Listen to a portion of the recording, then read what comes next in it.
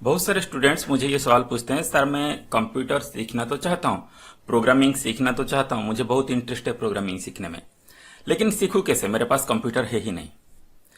तो टेंशन मत लीजिए, आज के डेट में अगर आप प्रोग्रामिंग सीखना चाहते हो तो आप किसी भी ऑनलाइन कंपाइलर के मदद से आप प्रोग्रामिंग लिख सकते हो। जैसे कि अगर हम पाइथन की बात करें तो आप गूगल में सर्च करो पाइथन ऑनलाइन कंपाइलर, तो बहुत सारे कंपाइलर आपको मिल जाएंगे। उसमें से एक जो मेरा पसंद है वो है programmease.com का कंपाइलर। ओके, सो आप यहां पर क्लिक करने पर ये कंपाइलर आपके सामने खुल जाएगा, Programiz Python compiler. Okay, so आज हम इसी में प्रैक्टिस करेंगे।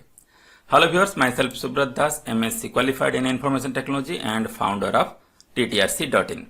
अगर आप घर बैठे कंप्यूटर सीखना चाहते हो तो बहुत सारे फ्री और पेड कोर्सेस यहाँ पर अवेलेबल हैं, जिसमें एडमिशन करके आप कंप्यूटर सीख सकते हो। अगर हम पाइथन की बात करें तो कंप्लीट पाइथन ट्यूटोरियल आपके लिए अवेलेबल है, स्टेप बाय स्टेप हिंदी में डिटेल में एक्सप्लेन किया गया है। उसके साथ आपको क्विज भी मिलेंगे, जिसको प्रैक्टिस करके आप जान सकते हो कि आपने अभी तक कितना सीखा। ठीक है, तो चलिए आज का ये क्लास शुरू करते हैं। आज के क्लास में हम एक पाइथन प्रोग्राम लिखेंगे जिससे कि हम एक नॉन नेगेटिव इंटीजर की फैक्टोरियल फाइंड आउट करेंगे। ओके, सो यहां पर इसके बारे में अगर आपको जानकारी नहीं है तो मैं बता दूं, ये जो कंपाइलर जिसके बारे में मैंने बोला कि ऑनलाइन आप कर सकते हो, आप अपने स्मार्टफोन से गूगल क्रोम खोल लीजिए और उसमें ये सर्च कर लीजिए, फिर आपको ये कंपाइलर मिल जाएगा।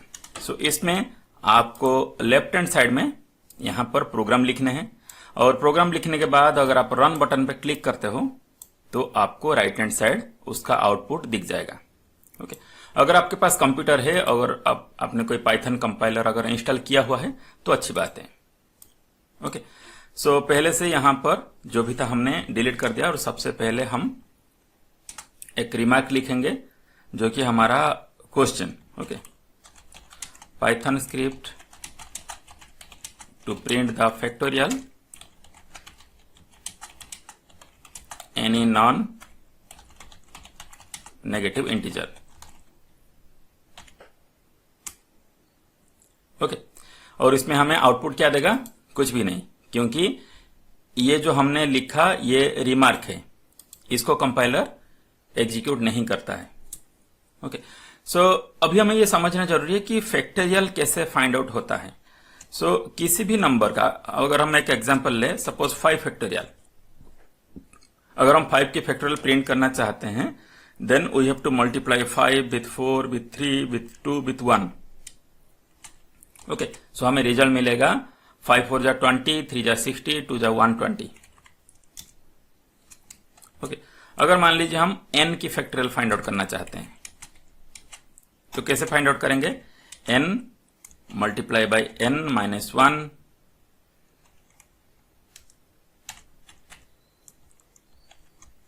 Then multiply by n minus 2 then multiply by n minus 3।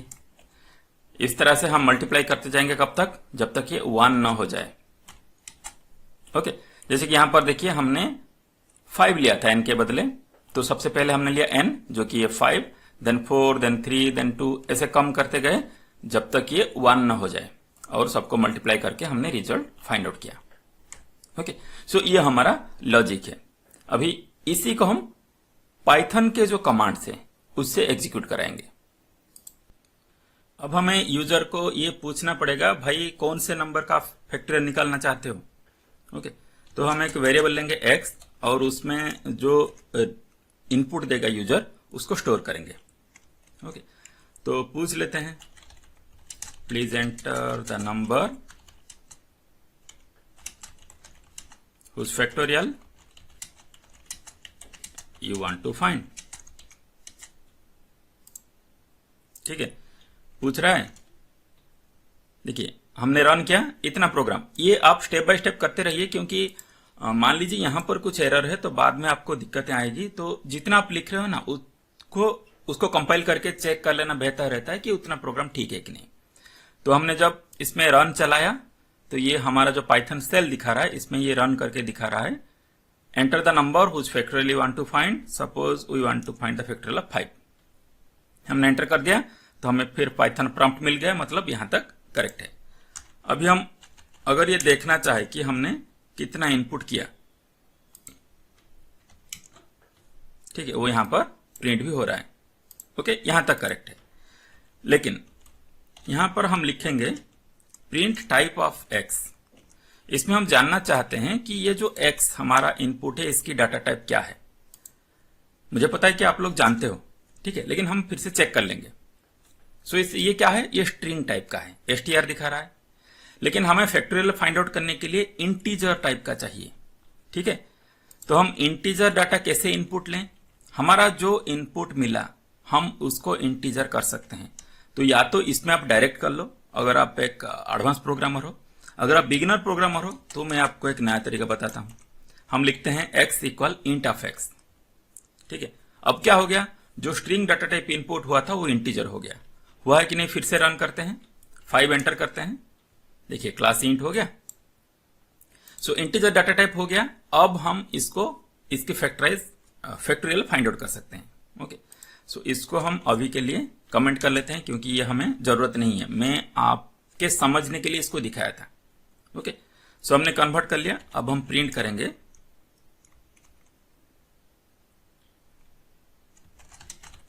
The factorial of number x is equal, ठीक है, इतना ही प्रिंट करेंगे। The factorial of 5 is equal dash. जब हम फैक्टोरियल कैलकुलेशन कर लेंगे तो यहां पर उसको प्रिंट कराएंगे। ओके, सो अब हम फैक्टोरियल कैलकुलेशन करने के लिए एक मेथड लिखेंगे। ओके, सो इसको हम यहां पर मेंशन करेंगे, def factorial of let any integer n। Okay, फिर यहां पर हम थोड़ा स्पेस देंगे क्योंकि ये पाइथन का प्रक्रिया है। अगर आप लोग प्रोग्राम और एडवांस प्रोग्राम तो पता होगा, अगर बिगिनर है तो मैं फिर से आपको याद दिला देता हूं कि किसी भी ब्लॉक लिखने के लिए जैसे हम सी जावा में कर्ली ब्रेसेस की इस्तेमाल करते थे, यहां पर हम स्पेस का इस्तेमाल करते हैं। ओके, डिटेल जानने के लिए आप मेरा जो पाइथन प्रोग्रामर है प्रोग्राम कोर्स है, आप उसमें एनरोल कर सकते हो लाइफ टाइम वैलिडिटी के साथ। सो हम यहां पर लिखेंगे if return 1, okay, if n equal 1 और n इक्वल 0, क्योंकि 1 और 0 दोनों की फैक्टोरियल 1 है। सो अगर यूजर ने 1 या 0 इनपुट दिया तो ये 1 रिटर्न करेगा। अगर यूजर ने कुछ और इनपुट दिया तो ये क्या रिटर्न करेगा, n multiply by factorial of n minus 1। Okay, इसको क्या कहते हैं, रिकर्सिव फंक्शन। ये खुद अपने आप को बुला रहा है। क्या कर रहा है, फिर से हम समझने की कोशिश करते हैं। अच्छा, उससे पहले हम आउटपुट देख लेते हैं परफेक्ट है कि नहीं। ठीक है, फिर से समझेंगे। सो यहां पर मैं कमा देकर लिख लेता हूं फैक्टोरियल ऑफ x। मुझे इसकी फैक्टोरियल फाइंड आउट करनी है ना, तो हम रन करेंगे। देखिए सिंटैक्स एरर आ रहा है। हाँ, यहां पर मैंने एक कॉलम छोड़ दिया। रन करते हैं। सो अगर मैं 0 इनपुट देता हूं तो फैक्टोरियल ऑफ 0 इज 1। अगर मैं 1 इनपुट देता हूं द फैक्टोरियल 1 इज 1। अगर मैं 5 इनपुट देता हूं द फैक्टोरियल ऑफ 5 इज 120। ये हमने कैलकुलेशन करके देखा था। अगर मैं 6 इनपुट देता हूं सो 120 मल्टीप्लाई बाई 6 कितना हो जाएगा, 720। ओके, अब हम ये समझने की कोशिश करते हैं कि हमने ये जो लिखा इसमें क्या हुआ। ठीक है, सिर्फ एक ही स्टेटमेंट हमने लिखा और फैक्टोरियल कैलकुलेशन हो गया। इसके दूसरे सारे तरीके भी हैं, आप उनको भी इस्तेमाल में ला सकते हो। ओके, चाहे वो टेरनरी ऑपरेटर करके हो या तो इटरेटिव स्टेटमेंट से हो, आप कर सकते हो। इफ एल्स यूज करके कर सकते हो, टेरनरी ऑपरेटर यूज करके कर सकते हो। लेकिन ये रिकर्सिव वाला मीन्स बेहतर तो है, और जो प्रोग्रामर जो आपको इवेल्युएट करेगा उसको भी अच्छा लगेगा अगर आप रिकर्सिव फंक्शन यूज करते हो। ओके, तो ये करता क्या है, पहला तो ये मैंने आपको समझा दिया यहां से यहां तक कि अगर n 0 या 1 दी जाती है तो आउटपुट हमें 1 मिलेगा। देन यहां से हम समझने की कोशिश करते हैं। अगर कुछ और हमने नंबर दिया जैसे कि 5, सो अगर हमने 5 दिया तो ये क्या करता है, ये 5 को मल्टीप्लाई करेगा किससे, factorial of n minus 1। n minus 1 कितना है, 5 minus 1, 5 minus 1 4, factorial of 4। Okay, so ये 5 को मल्टीप्लाई करेगा 4 से, ठीक है। और फिर नेक्स्ट टाइम जब ये फिर कॉल होगा, so multiply by n minus 1, फिर 3 से, फिर 2 से, फिर 1 से, इस तरह से वो मल्टीप्लाई करता जाएगा। ओके, मेरे ख्याल से आप लोगों को ये समझ में आ गया होगा। बाकी जो हमने इस वीडियो में डिस्कशन नहीं किया, using ternary operator, iterative operator, iterative statement, अगर आप उसमें भी करना चाहते हो तो प्लीज मुझे कमेंट करके बताओ ताकि मैं उस पर भी वीडियो बनाऊं। अगर आपको ये बेहतर लगा, आप इसी में खुश हो तो ठीक है। अगर आप ये सोर्स कोड देखना चाहते हो और इसी तरह से और बाकी सारे प्रोजेक्ट भी अगर आप देखना चाहते हो और यूट्यूब में आपको ढूंढने के लिए मुश्किल हो रहा है, तो आप ttrc.in वेबसाइट पे विजिट करिए। सबसे पहले जो फ्री कोर्सेस है उसमें आपको मिल जाएगा पाइथन प्रोजेक्ट्स। आप वहां पे क्लिक करके मेरे बाकी जितने सारे प्रोजेक्ट्स मैं डालता रहता हूं सबका आपको लिस्ट मिल जाएगा। और सिर्फ पाइथन की नहीं, सी और जावा की भी जो प्रोग्राम्स है, प्रोजेक्ट्स हैं, वो भी आपको ttrc.in पे मिल जाएगा और ये कंप्लीटली फ्रीली अवेलेबल है। Thank you.